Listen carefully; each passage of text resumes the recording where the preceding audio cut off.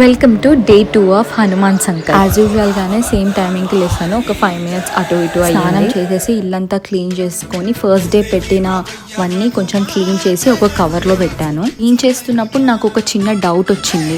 First day రోజు పెట్టినవి second day కి క్లీన్ చేసి మళ్ళీ కొత్తవి పెట్టాలి కాబట్టి పెట్టిన ఫ్లవర్స్, తమలపాకులు, అగరబత్తులు ఇవన్నీ ఎక్కడ పెట్టాలి? ఒక కవర్ లో అయితే తీసి పెట్టుకున్నాను. 11 days అన్ని దీంట్లోనే స్టోర్ చేద్దాము అని అనుకుంటున్నాను. ఏం చేయాలో మీకు తెలిస్తే మాత్రం నాకు కామెంట్ సెక్షన్ లో చెప్పండి. ఏం చేసుకున్న తర్వాత సేమ్ ఫస్ట్ డే ప్రాసెస్ లానే తమలపాకుల పైన శ్రీరామ అని రాసి ఫ్లవర్స్ పెట్టి దీపం వెలిగించి సంకల్పం ఏంటో మనం ఎందుకు చేస్తున్నామో హనుమంతుడికి చెప్పాలి. తర్వాత శ్రీరామ అని 105 times చాంట్ చేసి మనం హనుమాన్ చాలీసా స్టార్ట్ చేయాలి. హనుమాన్ చాలీసా 11 times చదవాలి. ప్రతి టైం తర్వాత 1-2 minutes గ్యాప్ తీసుకున్నా కూడా ఓకే, బట్ కూర్చునే దగ్గర నుంచి లెగవకూడదు మొత్తం సంకల్పం అంతా పూర్తయ్యే వరకు. సో డే 2 లో నేను ఆంజనేయ స్వామికి బెల్లం సీర పలహారంగా పెట్టిన.